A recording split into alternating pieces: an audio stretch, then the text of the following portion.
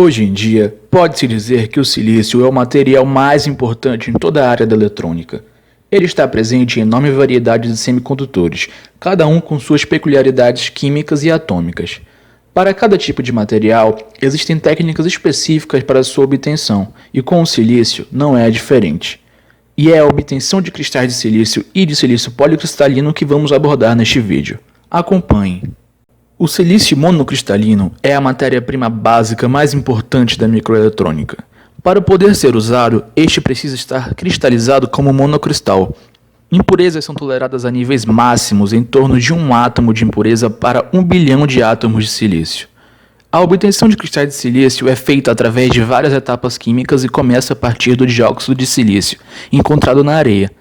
Por consequência das propriedades do silício, este acabou se tornando o semicondutor mais importante para a fabricação de dispositivos eletrônicos e de circuitos integrados, dominando mais que 95% do mercado mundial. Após a obtenção de sódio metálico e potássio através da eletrólise de sódio com cloreto de potássio na primeira década de 1800 por Humphrey Davy, agentes químicos redutores muito fortes se tornaram disponíveis. A partir daí, uma corrida para decompor substâncias que antes eram impossíveis de serem decompostas se iniciou. Davy conseguiu o boro em 1809 e Gay-Lussac, juntamente com Thénard, foram capazes de obter o silício em 1811, a partir da sílica que suspeitavam ser um composto. Porém, o silício obtido era bem impuro, pois possuía fluorsilicatos, sendo estes removidos somente em 1824 por Berzelius com lavagens sucessivas, e Deville preparou o silício cristalino em 1854. O que Gay-Lussac fez para obter o material foi dissolver a sílica em ácido fluorídrico para se obter o fluoreto de silício. Em seguida, o fluoreto de silício adquirido foi passado por potássio fundido, reduzido o silício em si. Assim, o fluoreto de potássio pôde ser despejado, obtendo-se um pó marrom, o silício monocristalino. O processo atual é feito de outra forma. Atualmente, os maiores recursos mundiais de grandes cristais de quartzo naturais permanecem encontrados em maior escala no Brasil e em menor grau nos Estados Unidos. O Brasil, em média, produz cerca de 6.000 toneladas ao ano, enquanto os Estados Unidos têm uma produção de 450 toneladas ao ano. Sendo que na indústria, a produção de silício se dá na forma de silício metálico ou na forma de liga ferrossilício. A liga ferrossilício responde por cerca de 94% da produção de silício, com base no peso, e por cerca de 75% em conteúdo de silício. Em termos de silício metalúrgico, os maiores produtores são, respectivamente, China, Brasil, Estados Unidos, França e Noruega.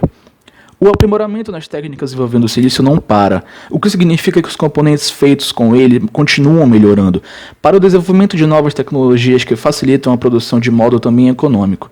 Com isso, é importante procurar desenvolvimento do material, mas descartar totalmente o grande protagonista da indústria seria um erro. Ou seja, mesmo que exista uma opção melhor, o silício continua sendo a mais eficiente por enquanto. Para ser obtido, o silício para aplicações eletrônicas passa por diversos estágios desde sua matéria-prima ao produto final. No processo de purificação, temos que aquecer o silício a uma alta temperatura até o seu ponto de liquidificação, que consequentemente gera altos gastos de energia elétrica. Além das perdas, os equipamentos para este processo são de custos altos e nem todos os países dominam essa tecnologia. Além de que na concepção do tarugo de silício tem-se grandes perdas devido à sua forma de manuseio. Quase 80% dos painéis fotovoltaicos no mundo hoje são baseados em alguma variação de silício. Há um novo melhoramento obtido no Brasil que consiste em maximizar a pureza do silício através do silício metalúrgico, que possui um baixo teor de pureza. O processo consiste na submissão do silício metalúrgico a uma gaseificação a vácuo, que é o processo que transforma combustíveis sólidos ou líquidos em gases, que é realizada em um forno de feixes de elétrons. Esse processo minimiza as impurezas com a pressão de vapor, que é maior que do silício, porém não eliminando as impurezas de pressão menores. Tendo por fim o silício purificado, que terá uma nova etapa de purificação através do processo de armadilhamento de impurezas em altas temperaturas, contendo átomos de fósforo introduzidos por difusão. Além das células solares, o elemento puro pode ser utilizado para a produção de ligas metálicas especiais, para a preparação de silicones, cerâmicas de alta tecnologia e na eletrônica. Os principais materiais utilizados como substitutos ao silício na eletrônica são o germânio, arsenieto de galho, o grafeno e o telureto de mercúrio. Esses materiais são obtidos de formas diferentes da obtenção do silício.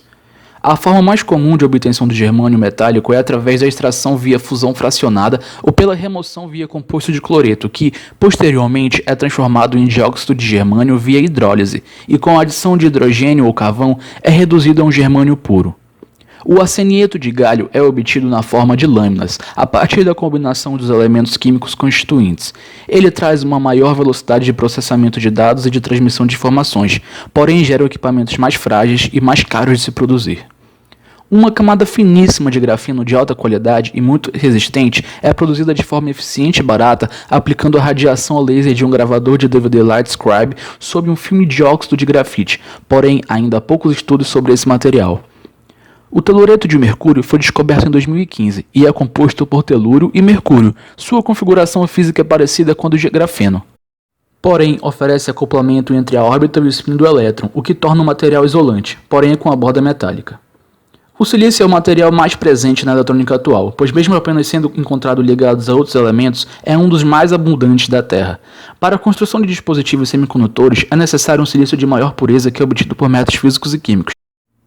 Tendo em vista os avanços tecnológicos, torna-se cada vez mais necessário a busca por inovações na área da eletrônica, estimulando pesquisadores a buscarem materiais que revolucionem a eletrônica atual.